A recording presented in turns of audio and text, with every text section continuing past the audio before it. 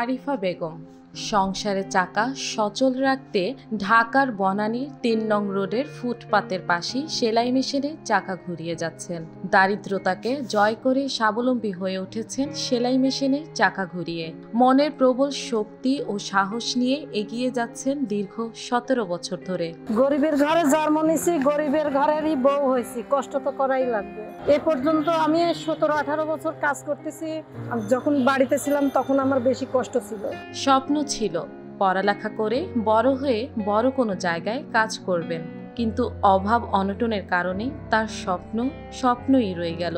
১০ম শ্রেণী পর্যন্ত লেখাপড়া করেছেন, এরপর চাকরি করতে শুরু করেন একটি হাসপাতালে। তারপর বাবা মায়ের ইচ্ছেতেই বিয়ে করেন।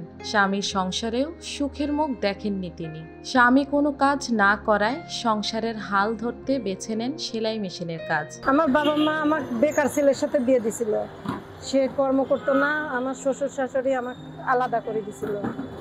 তখন আমার বড় মেয়েটা একদম ছোট, কেবল ভাত খাওয়া শিখছে।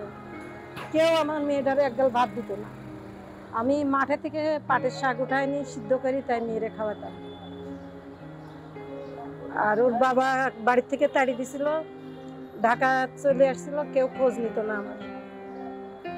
পরে এমনি থাকতে থাকতে একদিনকে আমার মেয়েকে আমার শ্বশুর মার দিছে, সেটা দেখি আমি ওরে নিয়ে ঢাকায় চলে আসছিলাম। আসার পর থেকে এই কাজ করি। জীবন সংগ্রামী আরিফা বেগম চায় না তার সন্তানরা তার মতো কষ্ট করুক। ছেলে মেয়েদের লেখাপড়ার খরচ চালিয়ে কোনো রকম সংসার চালাচ্ছেন তিনি।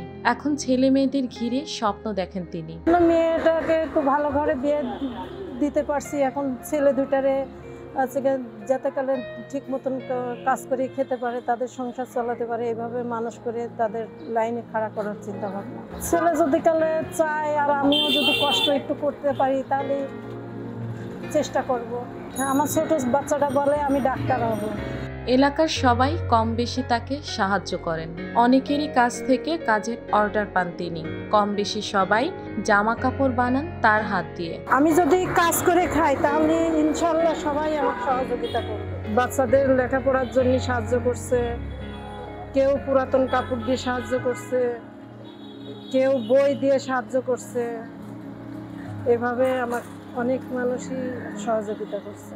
আরিফা বেগম একটি সেলাই মেশিনকে অবলম্বন করে নিজেকে তৈরি করেছেন অদম্য ক্ষুদ্র উদ্যোক্তা হিসেবে। এই সেলাই মেশিন দিয়েই নিজের প্রয়োজন মেটাচ্ছেন, চালাচ্ছেন পরিবারের চাহিদা। একটুখানি সুখের আশায় জীবন যুদ্ধে টিকে থাকা যেন ভাগ্য ফেরানোর হাতিয়ার এই সেলাই মেশিন।